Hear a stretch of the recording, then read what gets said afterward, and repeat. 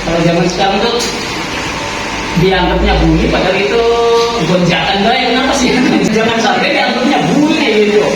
Karena kalau dikaitkan ke atas lagi, ini kan menyangkut kejiwaan dan psikologis. Kalau ada kecemasan, ada ketakutan, stres, ini kan sensitivitas anak berbeda-beda pada tingkatan mana nih pengidentifikasiannya. Nah di sini kan pelibatan BK harus benar-benar maksimal, jadi mengeksploitasi dengan cara apa ini?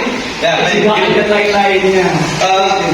Skenario yang pertama itu kan anak-anak diberikan materi tentang kesehatan mental, juga tentang perundungan.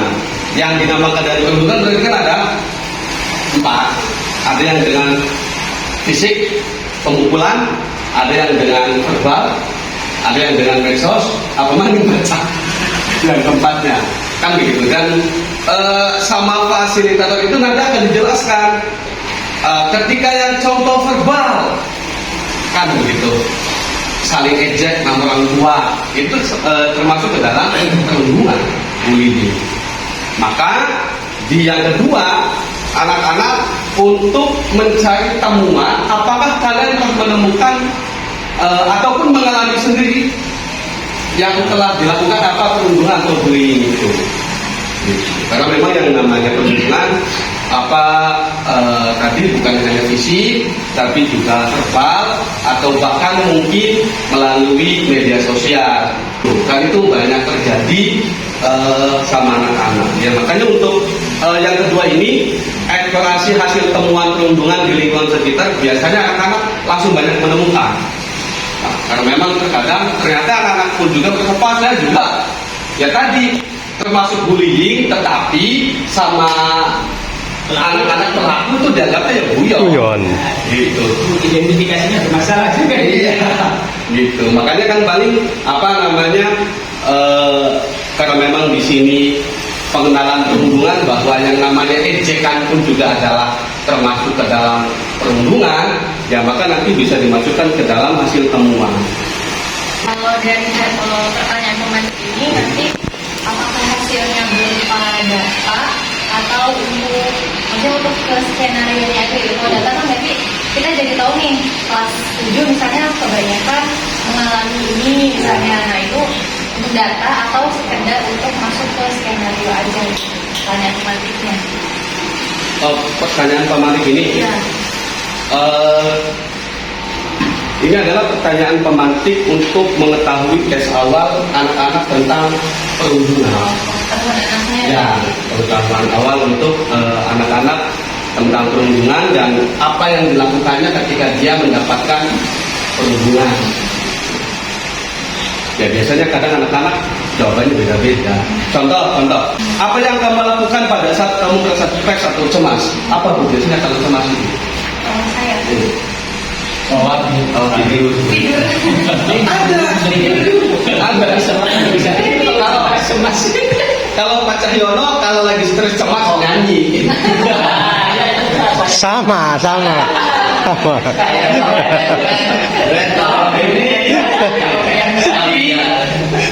Saya sewaktu di sekolah saya ketika dengan puskesmas ada yang ketika merasa stres atau cemas itu ada yang sampai tanda kutip ingin melakukan bunuh diri sendiri. Ada.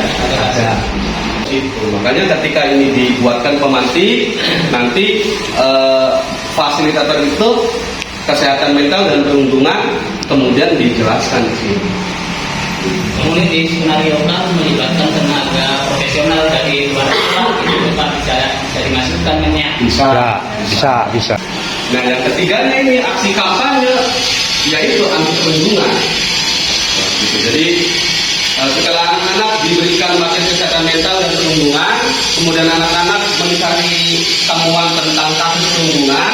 Yang ketiganya, anak-anak aksi kampanye anti perundungan.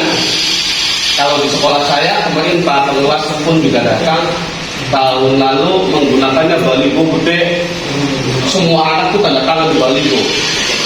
Tapi ini menggunakannya per kelas kalau di saya per kelas. Nanti ada tulis saja deklarasi sekolah anti perundungan. Kami 1 apa, 2 apa, kemudian ditandatangani semua. Itu aksi kampanye ya. Nah itu yang tempatnya refleksi dan tindak lanjut, maka dibuatlah pembentukan tim untuk pencegahan. Tambahan Pak, ya. Jadi apa yang ditanyakan oleh Kanita dan tadi bahwa pada dasarnya pertanyaan informasi itu adalah pertanyaan yang digunakan untuk memancing ya siswa supaya lebih mendalami atau lebih mengerti atau lebih mengetahui tentang apa itu bullying atau perundungan. Nah, kemudian untuk skenario yang tadi, ya ini sudah tepat tadi. Artinya kita melakukan sosialisasi terlebih dahulu kepada anak, ya. Terutama bagaimana mencegah dan menangani jika terjadi kekerasan atau perundungan di lingkungan kita atau di lingkungan sekolah. Nah, kemudian dari sosialisasi ini kan artinya anak akan mengetahui ya, bagaimana apa saja jenis perundungan, ya, bagaimana cara mencegahnya, dan bagaimana cara menanganinya. Ya. Nah, kemudian setelah kita dieksplorasi gitu, ya, apakah aktivitas apa saja yang ini dijadikan sebagai kasus perundungan gitu, dan perlu dicegah dan ditangani gitu. Nah setelah itu ketika ini terjadi, nah bagaimana penanganannya gitu?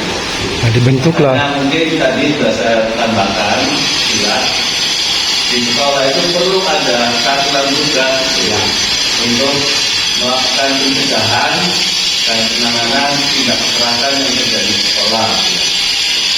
Nah nanti dari satuan tugas ini bisa melakukan kegiatan-kegiatan yang berkaitan dengan pencegahan dan penanganan kekerasan. Nah nanti aksinya saja dilakukannya bisa melakukan dengan aksi kampanye anti perundungan atau bullying. Nah kemudian bisa juga melakukan tadi ikrar atau penandatanganan bahwa tidak akan terjadi kekerasan di lingkungan sekolah. Itu mungkin yang saya tambahkan. Ya. Terima kasih. Ada lagi Bapak Ibu? Cukup. Terima kasih. Assalamualaikum warahmatullahi wabarakatuh. Waalaikumsalam warahmatullahi wabarakatuh. Baik. 1, 2. Dari sebut 1, 2, 3, 4, 5, 6, 7, 8. Kali 1, 2, 3, 4, 5, 6, 7, 8. Jamnya 1, 2, 3, 4, 5, 6, 7, 8. Ke atas 1, 2, 3, 4, 5, 7. Buang. Ulang lagi, buang. Terima kasih. Assalamualaikum warahmatullahi wabarakatuh. Waalaikumsalam warahmatullahi wabarakatuh. Kami dari kelompok 2, kelompok 7 dari desa akan mempresentasikan hasil diskusi kami untuk tahap 2 merancang rencana fasilitasi pengguna yang diputuskan oleh tema yang kami pilih adalah suara demokrasi. Kalau pada topiknya berarti tentang pemilihan Ketua OSIS. identifikasi yang sifatnya kekinian. Yang pertama, jadi pemahaman demokrasi di lingkungan sekolah. Kemudian yang kedua, penggunaan media sosial sebagai media kampanye oleh ketua OSIS dan peserta. Kemudian yang ketiga itu tentang teknik pemilihan dengan pemungutan suara langsung. Kalau kita kaitkan dengan kekinian berarti ini akan ada pilihan apakah menggunakan media di internet ataupun aplikasi berbasis web. Nah, kemudian untuk media dan alat yang digunakan yaitu Canva, Google Form, ada poster, alatnya ada proyektor, laptop atau HP, dan yang ketiga sebetulnya ada dulu ditambahkan yaitu untuk nanti berhubungan dengan presentasi itu ada berupa poster di sini juga ada, maka kita butuh alat seperti spidol, tas ataupun alat tulis berwarna. Nah, kemudian bagian yang keempat tentang pertanyaan pemantik. Nah, pertanyaan pemantik ini yang pertama, apakah kalian tahu arti demokrasi? Nah, ini untuk asesmen di awal tentang pengetahuan siswa apa itu demokrasi. Kemudian kriteria ketua OSIS yang seperti apa yang diharapkan oleh para siswa. Yang ketiga, media apa yang paling efektif dalam mensosialisasikan calon ketua OSIS dan program-programnya. Yang keempat, bagaimana cara atau proses penyampaian program dengan alat peraga. Nanti terkait juga dengan medsos dan media online. Kemudian yang kelima, tahukah kalian tentang proses pemungutan suara secara langsung? Yang berikutnya, media atau alat apa saja yang digunakan untuk pemungutan suara. Untuk bagian kelima tentang skenario, di sini kami berkaitan dengan pertanyaan ILK. Ini yang dimaksud itu skenario yang kami pahami, skenario tentang diskusinya untuk mempertajam ide-ide atau pemahaman siswa terhadap tema atau topiknya. Jadi yang pertama yang dilakukan pada saat siswa akan melaksanakan diskusi yaitu guru atau koordinator memperkenalkan tema dan tujuan diskusi. Yang kedua, membagi siswa dalam kelompok kecil untuk mendiskusikan pertanyaan-pertanyaan pemantik. Nanti teknisnya bisa misalkan per kelompok itu berdiskusi, misalnya satu kelompok mendiskusikan satu pertanyaan pemantik dan sebagainya. Kemudian untuk yang ketiga, tiap kelompok tapi juga tidak ada yang sudah berlanjut, tiap kelompok membahas pertanyaan pemantik. Nanti tadi terpisah seperti itu. Yang keempat, presentasi hasil diskusi bisa dalam bentuk di Canva, poster maupun presentasi. Kemudian yang kelima, diskusi kelas hasil presentasi. Nanti di sini akan terjadi brainstorming antar kelompok, ya, jadi seperti diskusi panel. Nah, seperti itu. Ini yang belum ditambahkan ke berikutnya sebetulnya ada kita mau ada tahap rencana tindak lanjut untuk menggali ide-ide siswa dalam menyelesaikan hal-hal yang berkaitan dengan pertanyaan pemantik di sini. Mungkin itu lah. Terima kasih dari kelompok 2.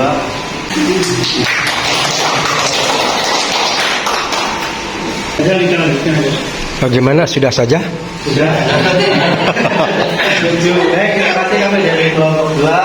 Saya Yuli. Assalamualaikum warahmatullahi wabarakatuh. Waalaikumsalam warahmatullahi wabarakatuh. Assalamualaikum warahmatullahi wabarakatuh. Waalaikumsalam warahmatullahi wabarakatuh. Masih semangat Bapak Ibu?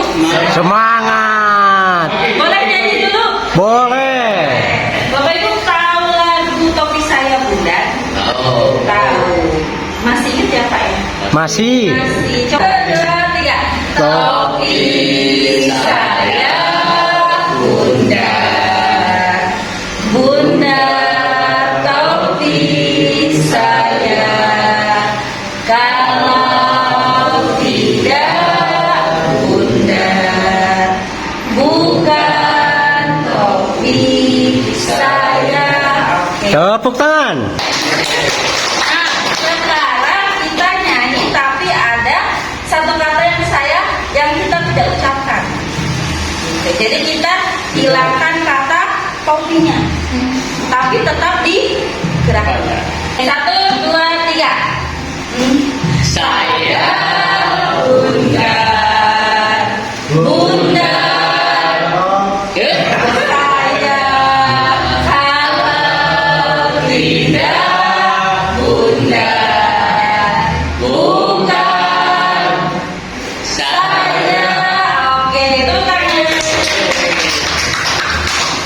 Jadi tadi mereview yang disampaikan oleh Pak Fasilitator mengenai perancangan dan penerapan proyek P5 yang berpusat pada murid. Jadi bahwa kita perlu diingat kembali bahwasanya P5 ini adalah proses yang sangat panjang. Ya, jadi di sini kita yang sebagai guru pendamping, kita yang sebagai fasilitator ini harus memahami betul, mengetahui betul tentang proyek yang akan kita aplikasikan ke murid. Dan juga alangkah baiknya untuk P5 ini kita mendatangkan narasumber yang handal, yang ahlinya. Terus peran guru sebagai pendamping ini benar-benar membantu dalam kesuksesan P5. Dan harapannya guru ataupun pendamping ini memiliki kompetensi. Jadi P5 yang akan dikerjakan atau diaplikasikan oleh murid-murid ini benar-benar sukses dan berhasil. Itu saja. Kurang lebihnya mohon maaf. Terima kasih. Assalamualaikum warahmatullahi wabarakatuh. Waalaikumsalam warahmatullahi wabarakatuh. Assalamualaikum warahmatullahi wabarakatuh. Waalaikumsalam warahmatullahi wabarakatuh.